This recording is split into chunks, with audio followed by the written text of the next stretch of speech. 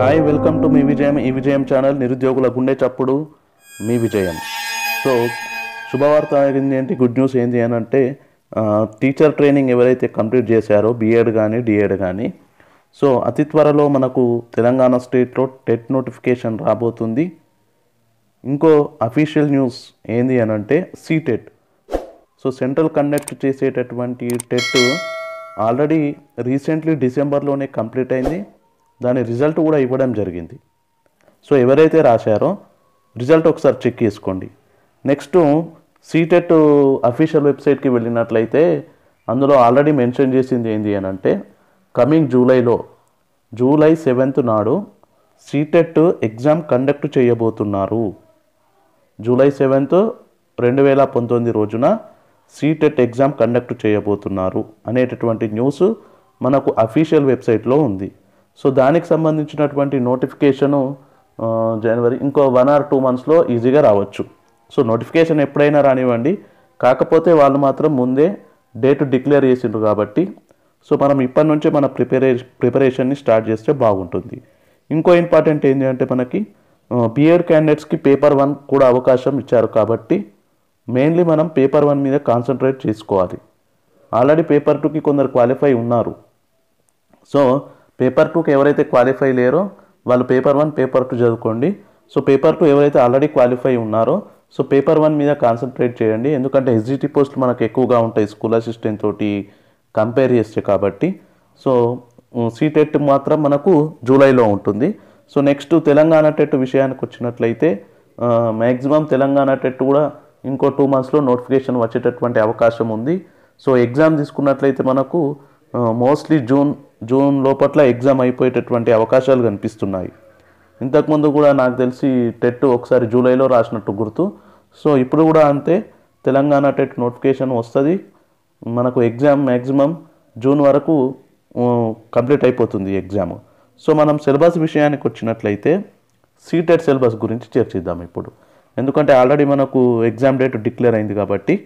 So paper 1 విషయానికి వచ్చినట్లయితే 150 marks ఉంటాయి పేపర్ 1లో. పేపర్ 1 తీసుకున్నట్లయితే మనకి అందరికీ కామన్ సిలబస్ ఉంటుంది. పేపర్ 1లో ప్రతి ఒక్కరికి కామన్ సిలబస్. మొట్టమొదటిగా చూసుకున్నట్లయితే మనకు child development and pedagogy 30 marks ఉంటుంది. సో మనకు అఫీషియల్ వెబ్సైట్లో నోటిఫికేషన్ కూడా ఉంది. దాని ప్రకారం మనం డౌన్లోడ్ చేసుకొని చదువుకోవచ్చు. సో NCERT బుక్స్ మాత్రం మనము ఈ CTET కోసం మనం చదువుకోవాలి. ఓకే.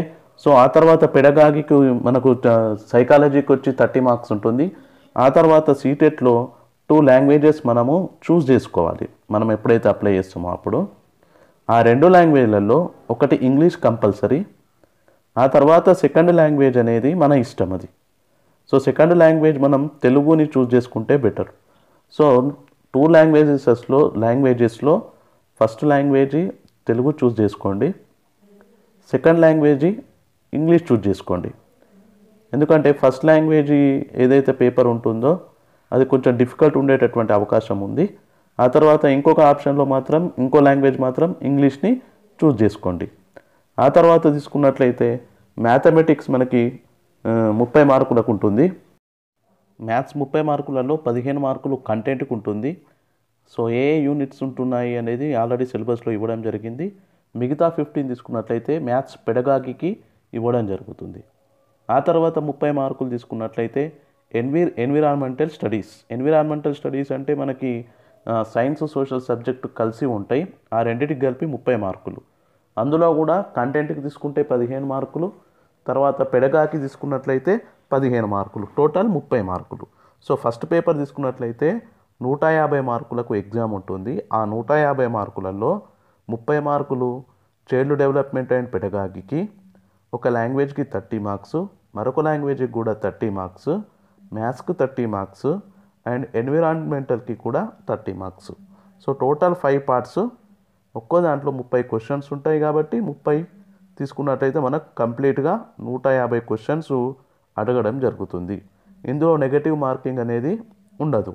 సో సెకండ్ పేపర్ నుంచి కంపేర్ చేసుకున్నట్లయితే ఫస్ట్ పేపర్ చాలా ఈజీగా ఉంటుంది. మ్యాథ్స్ క్యాండిడేట్స్ ఎవరైతే ఉంటారో ఈజీగా వాళ్ళు స్కోర్ చేసేటటువంటి అవకాశం ఉంటుంది ఇక్కడ.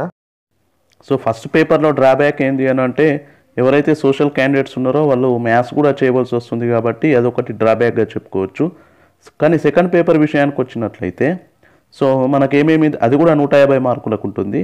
30 మార్కులు సైకాలజీ అని, చైల్డ్ డెవలప్మెంట్ అండ్ పెడగాకికి, తర్వాత 2 లాంగ్వేజెస్ ఉంటాయి అక్కడ కూడా, వీటికి ఒక్కొక్క దానికి 30 అంటే టోటల్ 90. తర్వాత 60 మార్క్స్ లాంగ్వేజెస్కి ఉంటాయి.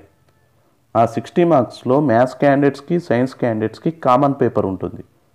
Maths candidates plus science candidates ఒకటే పేపర్ రాయాలా, వాళ్ళకు 30 మార్క్స్ మ్యాథ్స్ మరియు సైన్స్ ఉంటుంది.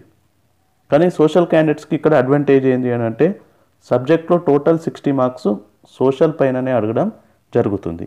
కానీ మ్యాథ్స్ అండ్ సైన్స్ వాళ్ళు మాత్రం సబ్జెక్ట్ని షేర్ చేసుకుంటారు. సో వాళ్ళు 2 సబ్జెక్టులు ప్రిపేర్ కావాల్సి ఉంటుంది కాబట్టి వారికి కొంచెం డిఫికల్ట్గా ఉంటుంది. నెక్స్ట్ సోషల్ వాళ్ళకు చాలా easy second paper. So first paper second paper compare చేసినట్లయితే సెకండ్ పేపర్ చాలా డిఫికల్ట్గా ఉండేటటువంటి అవకాశాలు అయితే ఎక్కువగా ఉన్నాయి. లాంగ్వేజెస్ కానివ్వండి, దెన్ కంటెంట్ కూడా కానివ్వండి. సో అఫీషియల్ వెబ్సైట్ ప్రకారం మనకు తెలిసేది ఏంటి అంటే మనం ఎన్సీఈఆర్టీ సిలబస్ ఏదైతే ఉందో ఆ బుక్స్ మనకు మార్కెట్లో దొరుకుతాయి. సో ఆ బుక్స్ కొనుక్కొని చదువుకుంటే మనం ఈజీగా క్వాలిఫై అయ్యేటటువంటి అవకాశం కూడా ఉంటుంది. కాబట్టి చూద్దాం. ఆల్రెడీ మనకు క్వాలిఫైయింగ్ మార్క్స్ ఆల్రెడీ మనకు తెలిసే ఓసీ క్యాండిడేట్స్కి 90 మార్క్స్ రావాలి అవుట్ ఆఫ్ 150. సో మిగతా వాళ్ళకి వాళ్ళ రిజర్వేషన్ ప్రకారము మార్క్స్ రావాల్సి ఉంటుంది. బీసీ వాళ్ళకి 75, మిగతా క్యాండిడేట్స్ ఎస్సీ ఎస్టీ వాళ్ళకు 60 అనుకుంటా. So do hard work, you may be qualify if you do hard work. So ఇది ఈరోజు మనకు తెలిసినటువంటి విశేషాలు.